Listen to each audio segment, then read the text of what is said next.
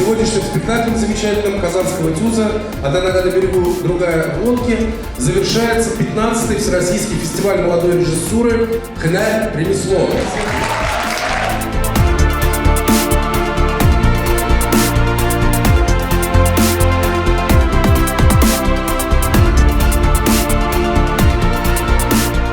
Дорогой наш зритель, мы сегодня завершаем 15-й фестиваль молодой режиссуры «Ремесло».